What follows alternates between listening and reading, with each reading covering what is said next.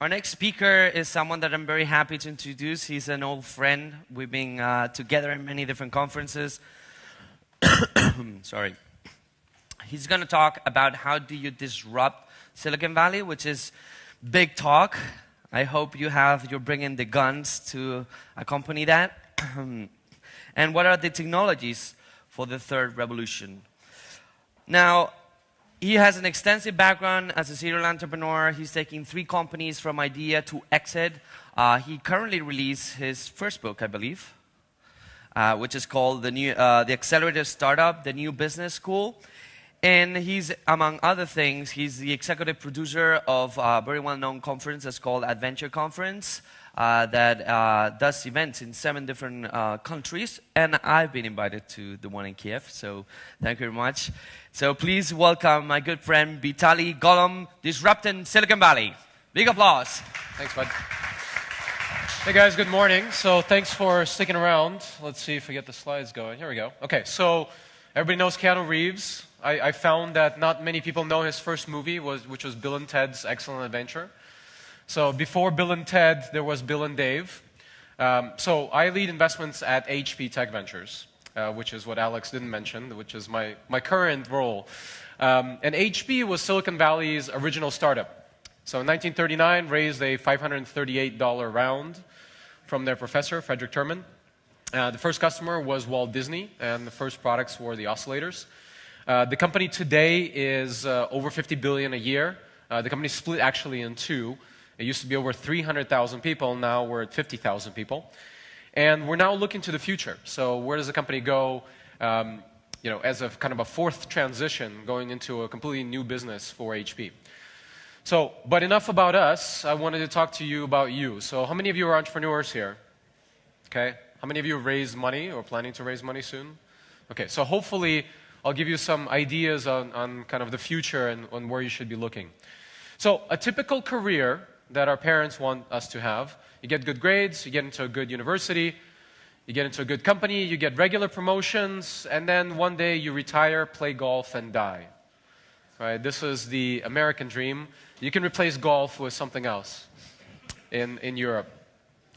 And a startup career, if successful, looks a little bit different. Everybody thinks it looks something like this.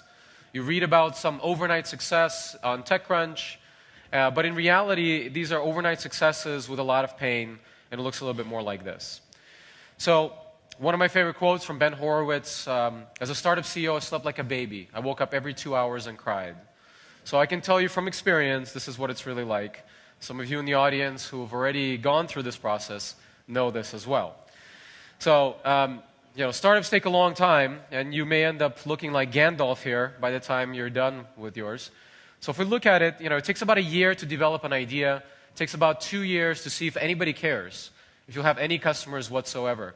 And if successful, it'll take you 5 to 8 years to actually go through the whole cycle of the company, right? From idea to exit, or from idea to burnout, and you moving on to something else. So it eats up a lot of your own personal time. You can always make more money. You can always raise more money, but you can never get more time. If you start out really young, say straight out of college, you can spend a couple of years on your first startup, then you fail gracefully in most cases, then you might go back to business school, or you might go work at a large company, and then you'll be a little bit smarter, so your second startup will fail faster, right? Your third one will be really good. It'll take about 5 years of your life. Congratulations, you're in your third, right? And if you keep going on the fourth one, you'll be in your mid-30s. So if by that time you haven't found success, you're going to have to go to your mom and say, Mom, you were right. I should go get a real job, right? So it takes a long time to go through this process. And my hope is to give you some ideas of how to go through this. It's a tough journey. So here's a few ways that we can increase your odds of success. Right? So what we have to ask ourselves is how, where, and what should you be doing for this, right? To find success in the startup world. So first of all, how? Now, a startup is an experiment in search of a business model, right? It is a really special kind of a new company. It is not a smaller version of a large company, right? Because you're starting, by definition, you're trying to solve a problem that nobody solved before, right? Or in a special and a new way. So you create a scalable startup, you start looking for the business model, right? You start looking for your customer. How are you going to them? You start building a repeatable sales model, and then you start realizing what your business is really all about. You start building a management structure around it. If you're lucky, you get into this transition period where you scale really quickly, and when you get to about break even or start making profit, you have about 150 people, you start hiring gray-haired managers that have a lot of experience. That's when you turn into a company. Right? So the goal is to not stay a startup forever. The goal is not to keep going to startup competitions and to conferences and hand out your CEO business card but not make any progress. Right? You want to graduate to become a real company. That's very important. Now, if we get a little bit more kind of academic about it, Clayton Christensen developed the technology lifecycle S-curve methodology. Right? So if we look at effort over time and results, with each new technology, we have a period, kind of a long period of research, where you have universities putting money into it, R&D labs from large companies like HP putting money into a new technology, and then you get to the sweet spot where this technology is mature and you can start building new businesses on the backbone of it. Right? This is your innovation sweet spot. This is where the startup should be being built. Right? This is where you can build products rapidly, you can start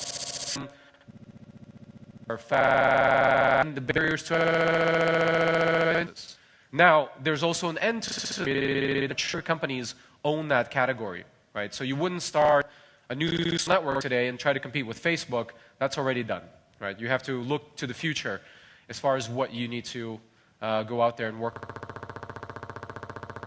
Special versus a small business is the staged financing, right? So over time, and look at the amount of money that the company loses, right? So for a while, you're going to be spending money before you can build a product.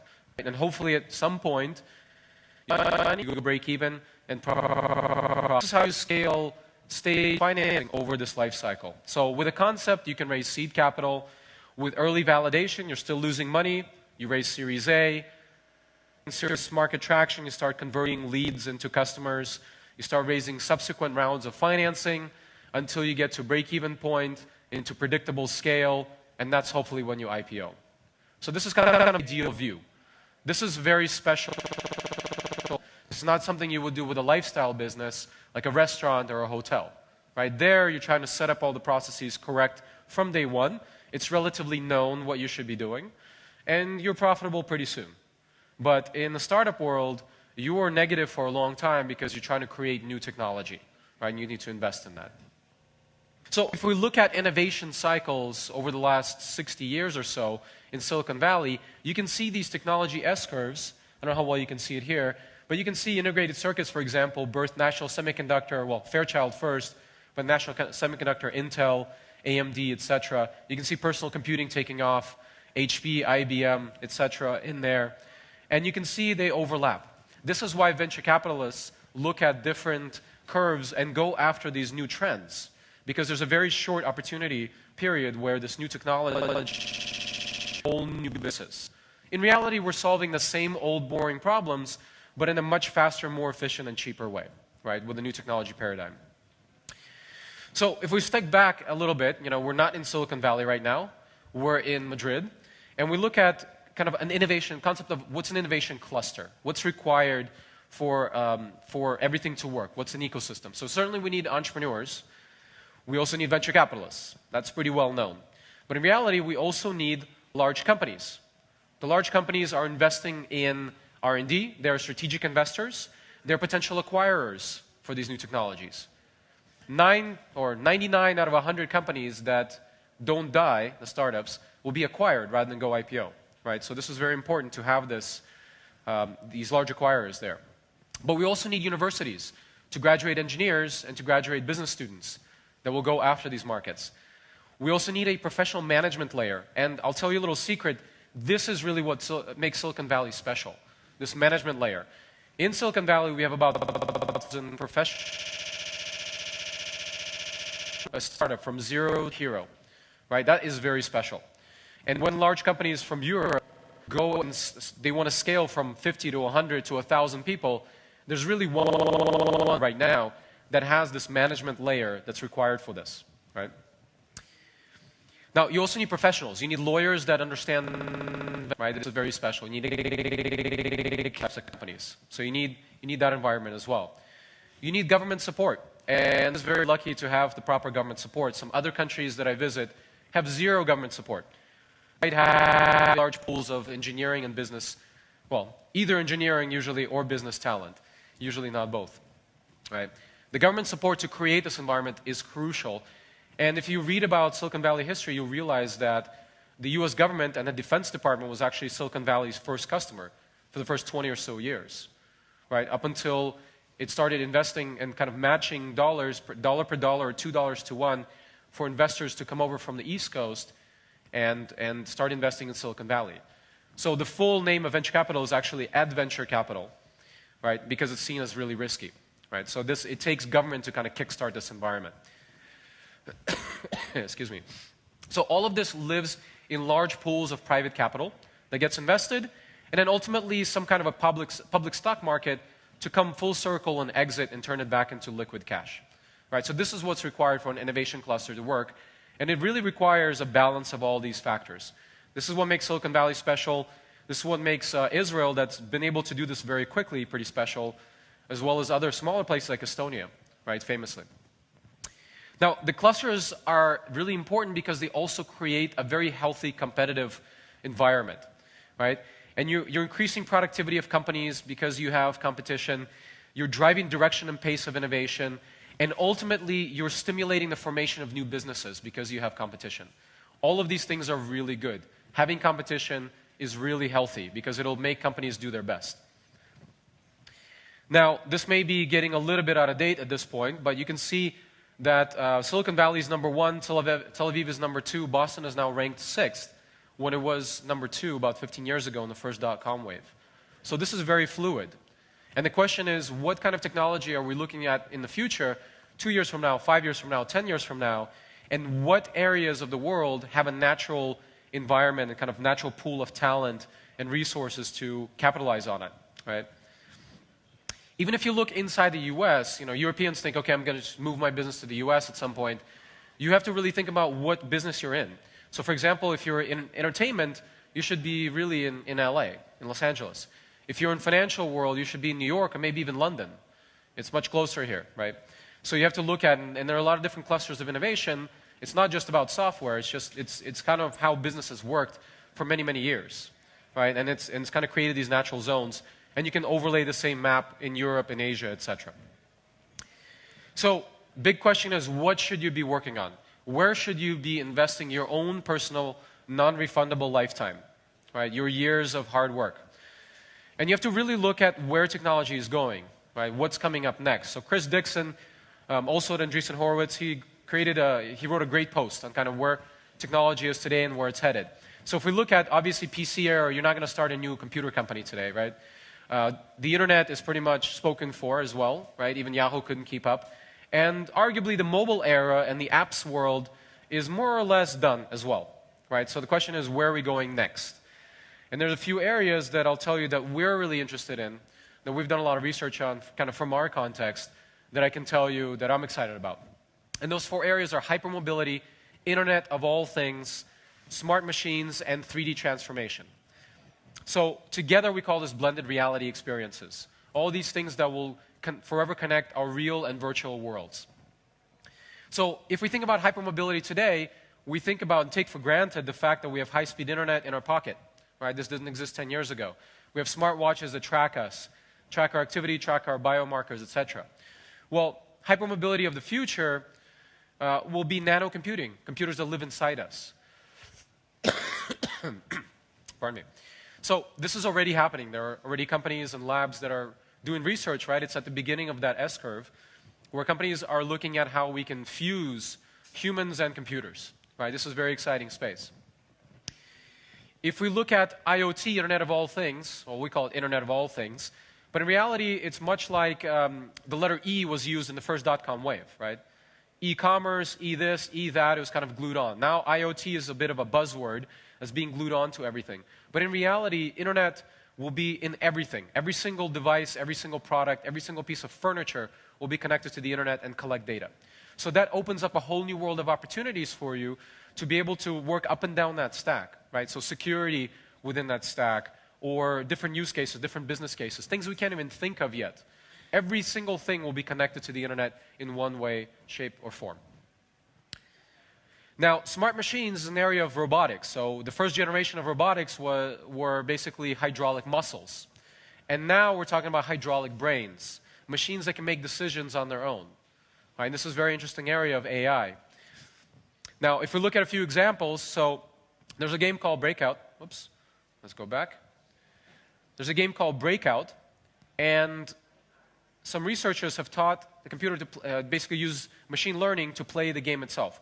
You basically have a little bar at the bottom, and you use a ball to destroy kind of a brick wall, right? So at first, the game, the AI was not very good at the game. It just kept missing the balls. But within minutes, it became as good as the best human player, and ultimately figured out very quickly how to beat the whole game in one move, right? So that's all fun and games, but in reality, this is machine learning and training algorithms to solve problems we can't on our own, right? AI is already smarter than us. So if we apply this to biology, there was a puzzle that for 100 years scientists were trying to solve, which is how do flatworms regenerate themselves? And obviously this has ramifications for health and how we're going to regenerate our own organs. Well, the AI solved it in a couple of days, a puzzle that human scientists could not solve for 100 years. And last year in Japan, there was a little bit of a phenomenon. This robot called Pepper sold 1,000 units in minutes. And this is a very special kind of robot, and we're kind of getting into these home companions now because it can read, recognize, and emote, right? It can recognize emotions, and it can show emotion. And for Japan, this is a big deal because the average population now, average age is over 60. These are going to be the home companions of the future. So if you've seen the movie Bicentennial Man with Robin Williams, it's happening. Within 10, 20 years, we'll have these companion robots that will do a lot of the work around the house. We already have industrial robots that are automating a lot of the production and manufacturing, but this emotional component that humans need is coming as well. Now, the last piece is 3D transformation, and I'm very excited about this because, well, we're already in that business, and if you were here bright and early this morning, which I doubt many of you were because there was a party last night, you saw somebody from HP's 3D printing unit talk about this. So, pre-industrial revolution, everything was made by hand, right? Not that long ago. After the Industrial Revolution, we're talking about serial manufacturing, mass production, blueprint design, right? Huge change in the way things are being produced. And the internet gave us computer-aided design and just-in-time production. So here we are today. What's coming next? What's coming next is 3D transformation. So it's completely seamless design, digital design, to digital production, 3D printing, right? And ultimately, we're talking about the next industrial revolution because we're talking about manufacturing that's done just in time, just in place. At a certain point, you will have a tube or a pipe coming into your house, just like electricity and water does now, with magic dust and an appliance that will 3D print anything for you. Right? This is coming very soon. So these are the machines that, this is what we announced in May, and we're shipping our first industrial 3D printers. Right? These are made for low-volume manufacturing. This is not a MakerBot. This is not just for modeling anymore. This is for manufacturing. It's kind of first generation for us in commercial production, right? And what's exciting about this is there's a concept of voxel, which is a volumetric pixel, and this is how you measure the resolution of 3D print. And the idea, we're now at 21 microns, which is about 4 human hairs, right? And we can print very quickly, but the idea is that very soon we'll be able to control voxel by voxel, transparency, translucency, the elasticity and strength of each voxel, the conductivity of each voxel, right? So the idea is that we can print real devices, not just a little figurine out of polymers, out of plastic, but real devices, right? This is coming very, very soon. So I'll show you a quick video about this, and hopefully the audio works. And it doesn't. All right, let's try this again.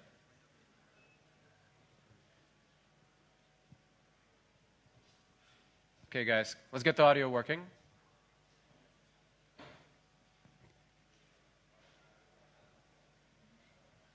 Okay, I'll just dance.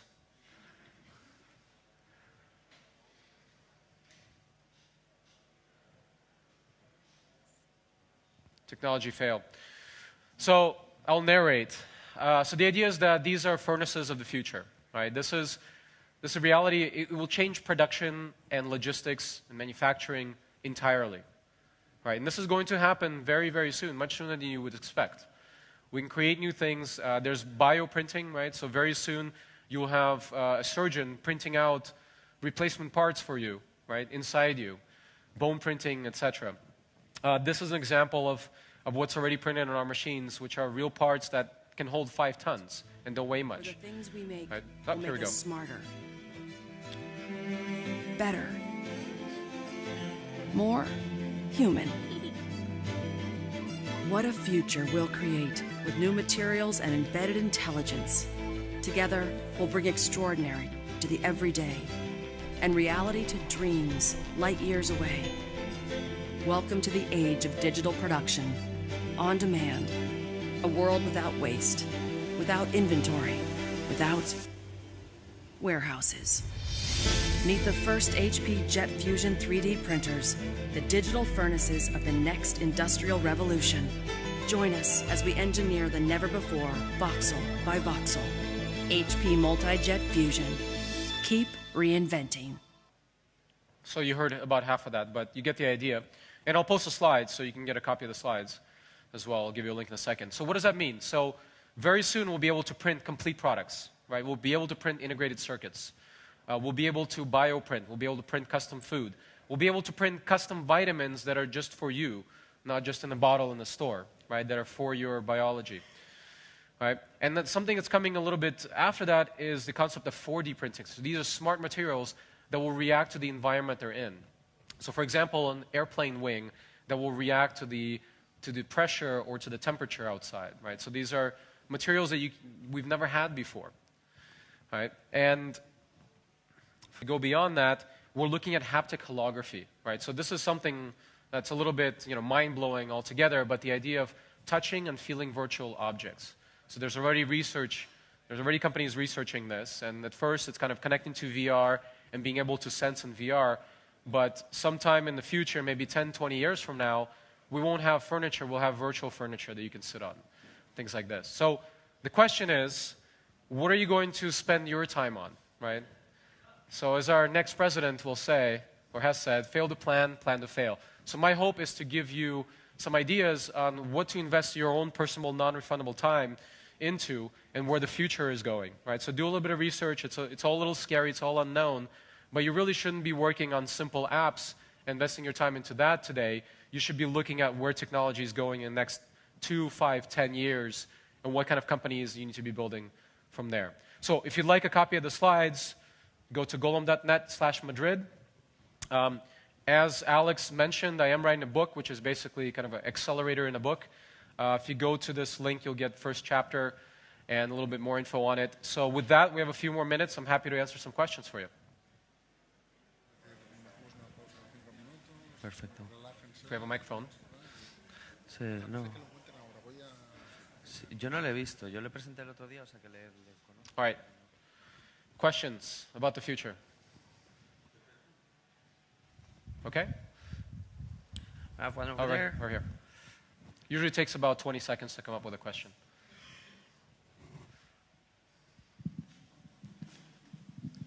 Just saying that's been an amazing presentation. Thank you, Vitaly. So what, in terms of, you've been talking about different verticals or different industries where the 3D transformation can disrupt. Where do you see, you've been talking that HP is actually working on 3D industrial printers. How many years do you think it will take for that technology, or let's say a better mobile technology, to reach houses or households? Yeah, it's a good question. So first generation of 3D printers were basically small printers that were for makers, for people to do basic models and simple things. And that kind of failed. A lot of people, in a sense, people are kind of writing big blog posts about the death of 3D printing. In reality, it was a good start, right? And there was kind of this trough of disillusionment, right? If any cycle we look at. Now we're getting into a point where 3D printing is cost competitive with subtractive manufacturing, right? So meaning a CNC machine, a big block of aluminum, use a water jet to make a part out of that. Now we're talking about that 3D printing, in our case, is 10 times faster than the previous generation of commercial 3D and a lot cheaper to produce. So we're getting now to small batch manufacturing. There will probably be 4 or 5 more generations before it comes full circle, and then we have a use case in the home again, right? Because for MakerBot, for most people, there's no use case. I mean, how many iPhone cases do you really need to print at home, right? It's going to be a question of what can you print that you use every day, right? And that may be food, that may be other supplies around the house. Ultimately, you'll order a pair of sneakers on Amazon, or Amazon of the future, and you'll print them out at home, right? That's the idea. So probably my guess would be somewhere 10 to 20 years. It's really hard to look anywhere beyond 5 years from now, because a lot of things can change. The artificial intelligence component of all this is also going to be an important factor. But the way, products are now going to be intellectual property. It's just going to be a set of designs that you're selling, not the actual manufacturing itself. It's going to change a lot of things. Right here up front. Hi, this is Clara from Spain.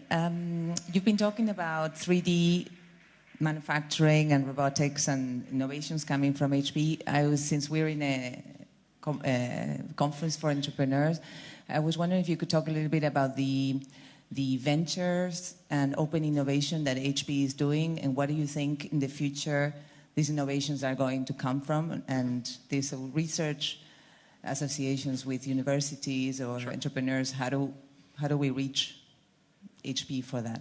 Yeah, so I'm part of the corporate venture arm. We're part of the CTO office, and adjacent to us are HP Labs, which have been around for 50 years. So a lot of this innovation comes from HP Labs. They're very smart people that are highly, highly educated, that know material science and know a lot of these things. That's where a lot of this technology comes from. From the venture side, our goal is to actually fund companies that are in a lot of different categories. Specifically, we're looking at 3D printing, IoT, immersive, so VR and the whole cycle around VR, and smart machines, so artificial intelligence, robotics.